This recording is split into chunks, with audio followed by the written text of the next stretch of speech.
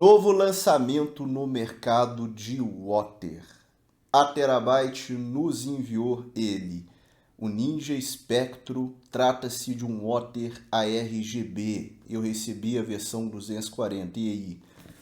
Será que realmente ele aguenta? É isso que eu vou te mostrar. Nós vamos testar esse querido com 5800X 3D. Vai ser uma referência para 5800X, assim como também uma referência para o 5900X. A diferença de temperatura desses três CPUs da AMD da geração 5000 é pequena, tá? Para os outros demais CPUs, a gente testou o 5700X, que é ali, né, o topzinho ali com relação ao time de baixo. Então vai ser uma referência para o 5600X, 5600, 5500 e o 3600. Está aí para vocês, né, avaliação aí por foto, né, do Ninja Spectro, tá? Esse é o modelo 240 milímetros, então ele vem um radiador 240 com duas fãs de 120 para fazer o resfriamento. A bomba é uma bomba simples, né? Custo-benefício produto. Mas eu gostei assim do acabamento aqui, ó, onde eu vou circular aí no vídeo, né? É a garrinha, você utiliza o próprio adaptador, né, o próprio suporte de placa-mãe da AMD para você prender a bomba no CPU. É muito simples, você vai apertando de um lado ao outro para dar a pressão, tá? Não tem chance de você puxar o CPU quando você vai remover, porque você vai aliviando a pressão por igual. Então gostei disso, muito fácil a instalação e a montagem desse water. Vocês não vão ter dor de cabeça. Eu gostei também do manual da Ninja, um manual simples, objetivo e prático, então não tenho nada a reclamar, apenas elogiar a empresa. Trouxe um produto de simples e fácil instalação com um bom manual. Esse produto ele está na Terabyte por R$ 255, é um preço realmente muito bom, tá? Um excelente preço. Custo-benefício realmente está grande desse produto. Vocês vão agora acompanhar a análise completa dele, né? Tem iluminação ARGB tanto nas fãs quanto também na bomba, tá? E tem também a controladora, como vocês estão vendo aí, tem a controladora ARGB que você pode fixar, por exemplo, no PSU Cover do seu gabinete para facilitar você ficar mudando as cores. No entanto, ele tem suporte também a várias placas-mães do mercado. Então, eu testei aqui e funcionou no software da ASUS. Creio eu que software da Gigabyte Aorus, software aí da MSI vai funcionar normalmente nessas principais marcas, você não vai ter dor de cabeça. E se você ligar o RGB na placa-mãe, é mais simples, é mais fácil, é mais prático, você pode controlar através do desktop, através de um softwarezinho, né? Então fica bem mais simples você controlar as cores, né? Bom, a bomba é uma bomba que chega até 1800 RPM, 1.5 de pressão, 59 CFM, é custo-benefício o produto mesmo, tá? A bomba é do tipo Hydro Bearing, né? E a durabilidade prevista aqui é de 30 mil horas, né? Isso é bastante coisa. Para um usuário aí de 6 horas por dia, dá uns 13, 14 anos mais ou menos, tá? Então 6 horas por dia já é bastante coisa de uso. E a durabilidade ali por ciclo ali já dá uns 12, 13 anos, é bastante coisa. Então agora é o seguinte, é a gente entender, né, o que esse querido entrega e se realmente ele compensa o seu valor de investimento.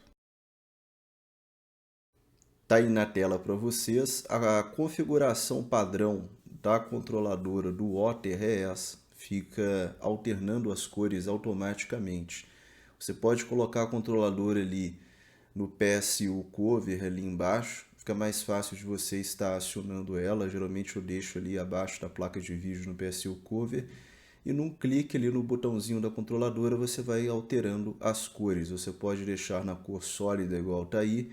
Então quero só azul, vai ficar só azul, quero só roxo, vai ficar só roxo, né? Você pode fazer isso. E apertando o botãozinho você vai mudando a programação da controladora, né, que já é pré-definida. Esse aí é o arco-íris, o Rainbow, né? Esse aí é a combinação do amor. E você tem também essa configuração, que é cor sólida, mas ela vai passando de uma cor para outra, né? Eu acho bem bonito, né, essa configuração. Eu acho bem interessante. Aí vai alterando as cores aos poucos, tá? Tem como também nós configurarmos as cores, né? E é até mais fácil, tá? Através do software da placa-mãe. No caso, a minha placa-mãe é uma B550 da ASUS. Você tem que instalar esse software, né? Que é o Armoury Crate, né? Da ASUS. Caso você tenha uma placa-mãe ASUS, tá? É o AuraSync. E você vê que num clique ali você vai trocando as cores, né? Então é muito simples de mexer nesse software da ASUS.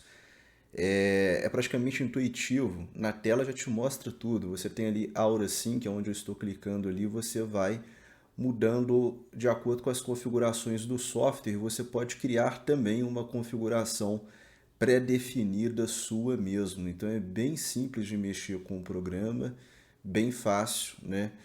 E é menos trabalhoso, né? Você ligar aí o ARGB na placa-mãe e começar a configurar.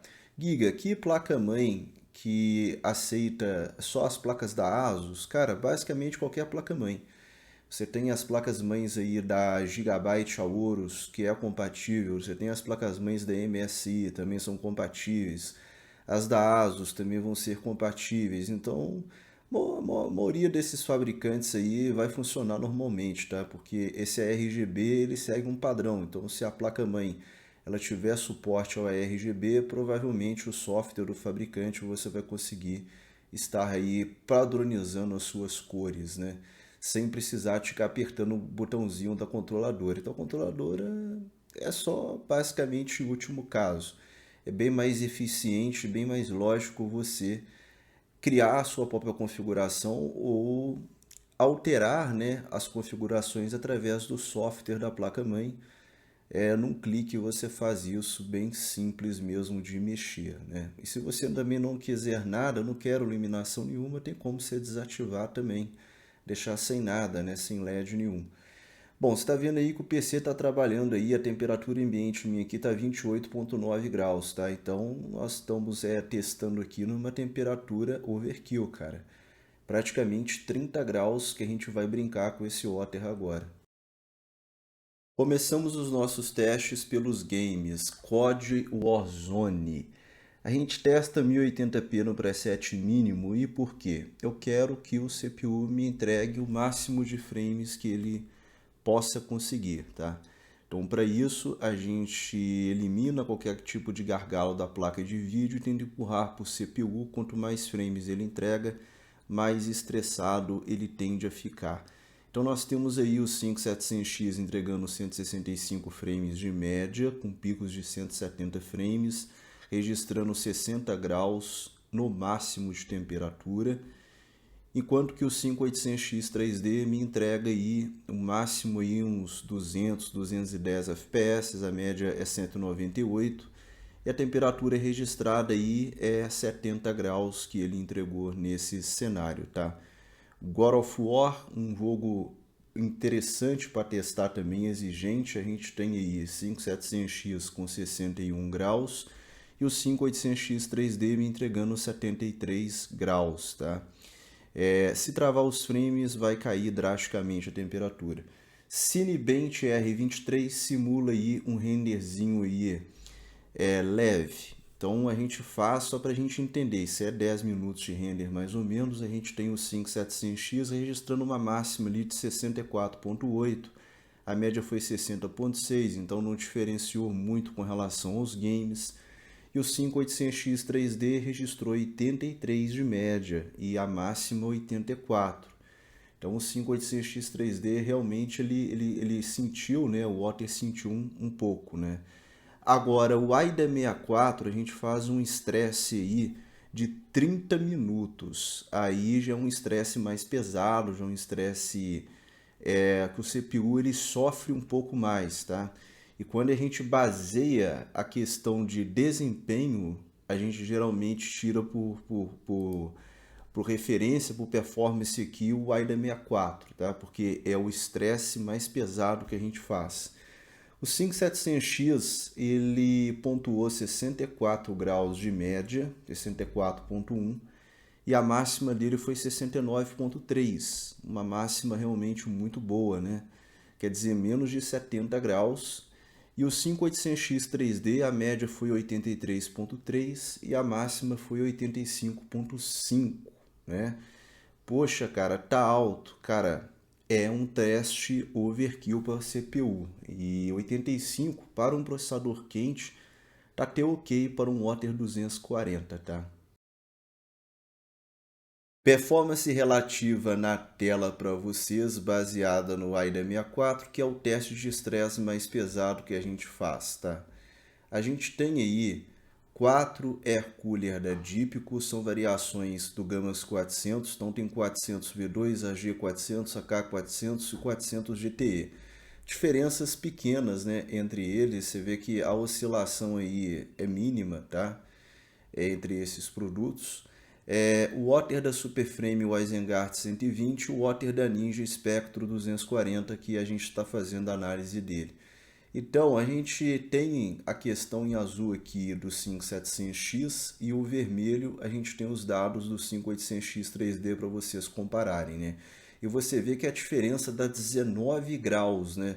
Do 5700X para o 5800X 3D, não é brincadeira não, cara, é uma diferença grande de temperatura, né? E isso se repete com relação aos outros produtos, tá? E como entender esses 14% aqui do 5700X? Você pega aqui, ó, o Gamas 400 V2 como a nossa base, a gente parte dele, tá? Então ele entrega 73,5 graus contra 64,1 do Ninja Spectro 240. Então isso representa essa diferença, né, de 9 graus, representa 14,66%, tá? Então a gente pode dizer que o Ninja Spectro ele é 14,66% mais eficiente com relação ao Gamas 400 V2, tá? 9 graus é bastante coisa em termos de resfriamento, tá, pessoal? Isso é muita coisa. Em vermelho, a gente também parte aqui do 0%, né, do Gamas 400 V2 que tem o pior resultado, para o melhor resultado, que é o Ninja Spectro 240. Então você tem aqui uma diferença de 9,72%. Aqui você tem 91,4 graus contra 83,3, uma diferença de 8 graus, uma diferença considerável. Esses 8 graus representam uma eficiência de 9,72% melhor do Ninja Spectro com relação ao Gamas 400 V2, tá, pessoal? Agora, pico máximo. O pico máximo é uma temperatura máxima, mas ela não é constante, é apenas um pico. E é legal para te mostrar o seguinte, cara, Air Cooler Gamax 400 no 5800X 3D, ele bate um pico de 95, cara. E isso aqui é insano, cara. Isso aqui, assim, é algo surreal, entendeu? E isso aqui, para você ter uma ideia, já começa a fazer throttling para não desligar o PC. Os sistemas de proteção do CPU já começam a ser acionados. Então você vê que para render pesado, 5800X 3D não tem como você trabalhar com Air Cooler da Deepco, né? Fica complicado para eles, não é o padrão deles, tá?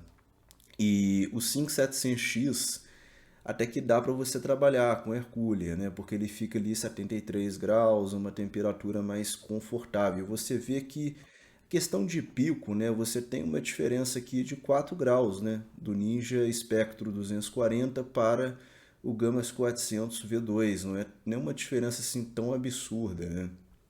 Que dá 6,49%, tá? Em favor do Ninja Spectro 240. Agora, o 5800X 3D, você vê que a diferença é de 10 graus, né? Já é uma diferença bem alta, porque aqui você já está fazendo o throttling, né? Aqui 85 é uma temperatura alta, mas é uma temperatura ainda confortável para trabalhar no 100% do CPU, tá? Então nós temos uma eficiência que você observa que o 240 ele segura realmente esses CPUs mais quentes em regime de estresse, principalmente de pico. E se você compara a média com pico, você vê que é 2 graus ali no 5800X 3D no Ninja Spectro 240, né? Nós temos 2 graus. E o 5700X a gente tem 5 graus de diferença. Bacana, pessoal? Aprovado ou reprovado? Bom, nós estamos falando de um Otter de entrada. Custo-benefício. Na gravação desse vídeo está R$ 255. E é óbvio que se você pegar um Corsair topzera, um Cooler Master topzera, vai ter um outro perfil de desempenho, mas também de investimento, de preço. Lembre-se que tudo é relacionado ao investimento que você faz. Como um water de entrada, cara, você tem um 5800X 3D, que é um processador que chega a ser mais quente que um 5900X. Então você pode ter como referência para o 5900X de 12 núcleos, de 24 threads.